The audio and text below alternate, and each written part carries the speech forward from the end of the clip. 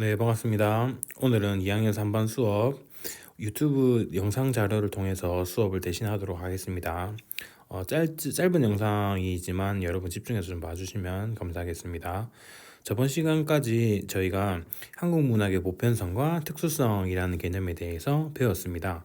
그래서 배운 작품으로는 이상화의 빼앗긴 들에도 봄은 오는가, 그리고 주로 중점적으로 다뤘던 카프카의 변신, 이 두 가지 작품을 주로 배웠는데, 우선은 소단은 내용 정리 한번 따라가 봅시다.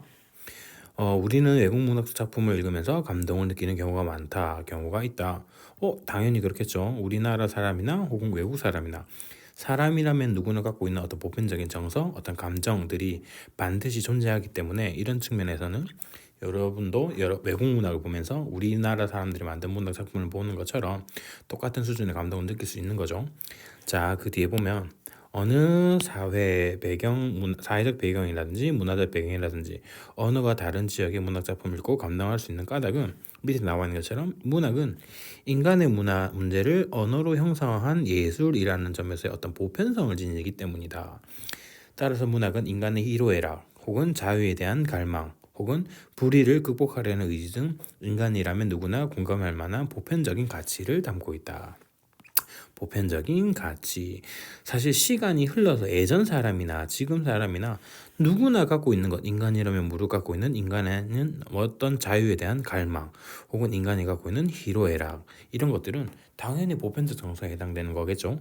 자, 그렇기 때문에 시간과 공간을 초월하여 사람들에게 깊은 감동을 주는 것이 바로 문학이지, 이러한 보편성 때문에 그러하다. 자, 한국 문학도 마찬가지이다. 그래서 이거는 주제나 소재뿐만 아니라 서사 구조 혹은 표현 방법 면에서도 이런 보편성을 찾을 수 있는데, 우리가 저번에 배웠던 빼앗긴 들에도 봄은 오는가라는 작품을 통해서도 일제강점기에 빼앗긴 우리나라의 조국을 봄과 들에 비유하면서 어떤 조국의 주권을 상실한 아픔에 대해서 이야기했던 것처럼, 세네갈 문학의 아프리카에서도 비슷한 역사적 경험으로 인한 소재와 주제의 유사성이 드러날 수도 있고, 또 며칠 전에 우리가 뭐 배웠죠? 그렇죠. 변신이라는 어떤 작품을 통해서 주인공의 실존주의적 어떤 생각들이 잘 드러나 있었죠. 거기서는 주인공 그레고리가 뭘로 바뀌었었어? 맞습니다. 벌레로 바뀌었죠. 그래서 벌레로 바뀌면서 자기의 어떤 실존적 가치에 대해서 고민하게 되고 결국엔 비극적으로 끝나게 되는 그런 내용들을 우리가 확인할 수 있었는데, 이러한 변신 모티프는 우리나라 작품에도 많이 등장합니다. 그래서 한국 문학의 보편성을 이해하는 과정에서 한국 문학이 세계 문학의 일원으로서의 어떤 역동적으로 전개되는 걸 확인할 수 있다라고 했던 보편성에 대한 내용 한 가지와, 두 번째는 특수성에 대한 내용입니다. 그러면 한국인이 갖고 있는 어떤 정서, 한국인이 갖고 있는 어떤 사회적, 역사적 배경, 이런 것들을 통해서 만들어내는 한국 문학만의 어떤 특수한 가치를 갖고 있는 것 분명 있을까 없을까? 있겠죠. 그래서 세계 각 나라의 문학은 고유한 역사적 전개 과정에서 형성된 그 나라만의 특성을 담고 있다. 한국 문학도 마찬가지다. 한민족 고유의 역사적, 문화적 상황 속에서 형성된 한민족의 사고와 사상을 담고 있으며, 그런 문학사적 흐름 속에서도 고유한 형식과 주제의식 등을 담은 문학 갈래를 발전시켜왔다.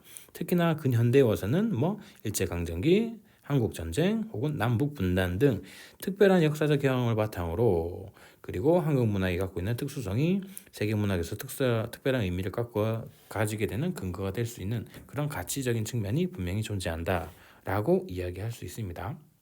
자, 다음으로, 자, 그래서 우리가 어떻게 그러면 문학을 감상하는 게 올바르냐라고 했을 때는 이 두 가지를 다 고려해야 된다라는 거야. 즉, 보편성과 그리고 특수성. 자, 다부터 봅시다. 한국 문학은 세계 문학의 일부로서 보편성을 지니고, 또는 한국인이 갖고 있는 특수한 경험과 역사적 배경으로서의 어떤 특수성 두 가지를 다 지닌다. 그래서 보편성과 특수성을 나누어서 설명할 수 있지만, 실제 문학 작품 안에서는 두 가지가 딱 분리될 수 있는 구조는 아니고, 문학 작품을 수용하는 데 있어서 둘을 함께 고려하는 태도가 필요하다.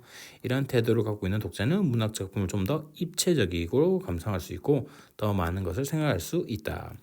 보편성과 특성을 함께하는 고려하는 독자가 되기 위해서는 어떻게 해야 될까? 사실은 정답은 정확히 있는 게 아니겠죠. 그래서 외국 문학과 비교해가면서 상호 텍스트적 맥락에서 비교해가면서 읽는 습관을 갖추는 것.